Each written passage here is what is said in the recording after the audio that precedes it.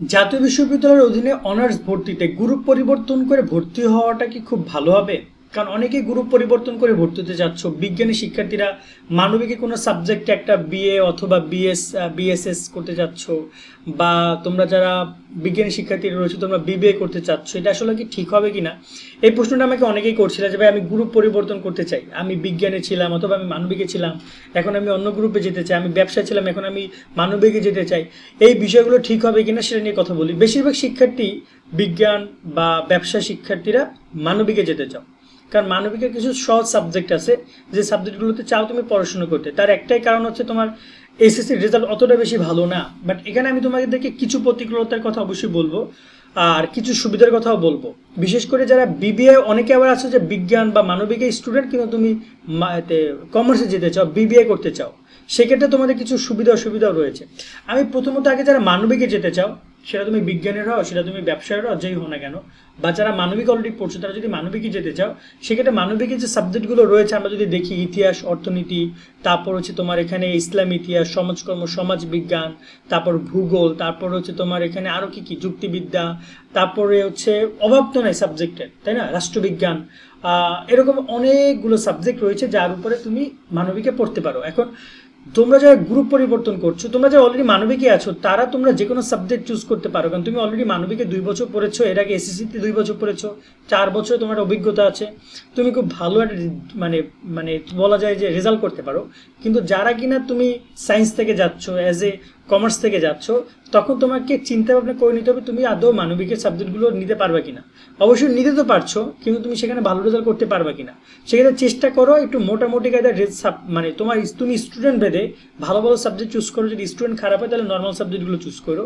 খুব বেশি ভালো চিন্তা করতে গিয়ে দেখা গেলো যে তুমি ভালো ভালো সাবজেক্ট চুজ করলা, অর্থনীতির মতো সাবজেক্ট 7 বছর পরীক্ষা দিতেই থাকলা, ঠিক আছে, দেখা গেলো তুমি আরো 2-1 কোটি সাবজেক্ট আছে সেগুলো তুমি কমপ্লিট করতে গেলা, দেখা গেলো সারা বছর শুধু পরীক্ষা দেওয়া লাগলো, কারণ হচ্ছে তোমার এখানে তুমি সেখানে খুব বেশি ম্যাচ করতে পারছো না, তোমার গ্রুপ পরিবর্তনটা ভুল হবে। সেক্ষেত্রে আমি তোমাদেরকে বলবো তোমরা গ্রুপ পরিবর্তন করতে পারো, এটা কোনো সমস্যা না, তবে সাবজেক্ট সিলেকশনটা পারফেক্ট হইতে হবে। কেমন? সেকেন্ড ব্যাপার যদি বলি যারা বিজ্ঞানে যাচ্ছ, বিজ্ঞান অথবা মানবিকের শিক্ষার্থীরা যদি তুমি কমার্সে আসো, সেক্ষেত্রে আমি তোমাদেরকে বলবো এটা সম্পূর্ণ তোমার মানে বলা যায় যে তুমি রিস্ক নিয়ে আসতে হবে তোমার, কারণ কমার্সে হিউজ পরিমাণে ম্যাথ আছে, সেটা তোমার কমার্সে মার্কেটিং, ম্যানেজমেন্ট, ফিনান্স, অ্যাকাউন্টিং, ম্যাথে ভরপুর, প্রত্যেকটা ইয়ারে 2টা করে ম্যাথ। তুমি কি আদৌ ম্যাথ করতে পারবে কিনা সেটা তুমি কনফার্ম হয়ে নাও। আমার সাথে অনেকেই বিবিএ করেছে, এমবিএ করেছে, ওরা কমার্স বিজ্ঞানের ব্যাকগ্রাউন্ড ছিল, ওরা যখন কমার্সে আসছে ওরা ফার্স্ট ইয়ারে বোঝেই না অ্যাকাউন্টিং কি, অনেক কষ্টে সারা টিচারের কাছে সাথে পড়েই থাকতো এই অ্যাকাউন্টিং বোঝার জন্য। কারণ আমরা তো অলরেডি ধরে নাও যে আমরা যারা কমার্স ব্যাকগ্রাউন্ডে ছিলাম, আমরা অলরেডি এসএসসির 2 বছর, এইচএসসির 2 বছর, 4 বছর কমার্স পড়ে আসছি, আমরা সব কিছু বেসিক জানি। তো আমরা গিয়ে অ্যাডভান্সটা অনার্সে তোমাদেরকে যাই পড়ানো হবে, সেটা যে ডিপার্টমেন্টই হোক না কেন সেটা অ্যাডভান্স লেভেলে পড়ানো হবে। তো তুমি যখনই অ্যাডভান্স লেভেলে যাবা তখন তোমাকে বেসিকটা জেনে আসতে হবে। বেসিকটার ভিত হচ্ছে এসএসসি, এইচএসসি, সেই জায়গায় আমাদের জন্য খুব ইজি হয়েছে। বাট যারা গ্রুপ পরিবর্তন করে আসছে ওরা অনেক টাফ, এবং ওরা ফার্স্ট ইয়ার সেকেন্ড ইয়ার অনেক ফেল করছে, আস্তে আস্তে রিকভার করছে। বাট এটা খুবই টাফ আমি মনে করতে পারি, এই ডিসিশনগুলো বুঝে শুনে তোমরা নিও। আর একটা কথা হচ্ছে যারা এমনি ওভারঅল গ্রুপ পরিবর্তন করা খুবই খারাপ কিছু না। তোমার যদি মনে হয় তুমি মানবিকে পারছো না অথবা তুমি বিজ্ঞানে পারছো না, বিজ্ঞান তোমার রেজাল্ট খারাপ হচ্ছে, বিজ্ঞানে প্রেশার বেশি, ভালো ভালো সাবজেক্ট বিজ্ঞানে যেগুলো আছে সেগুলো অনেক পরিমাণে টাফ তোমার কাছে, সেক্ষেত্রে তুমি গ্রুপ পরিবর্তন করো। সেক্ষেত্রে তুমি তোমার স্টুডেন্ট ভেদে, তোমার হচ্ছে যে ক্রাইটেরিয়া ভেদে তুমি তোমার সাবজেক্ট সিলেকশন করো।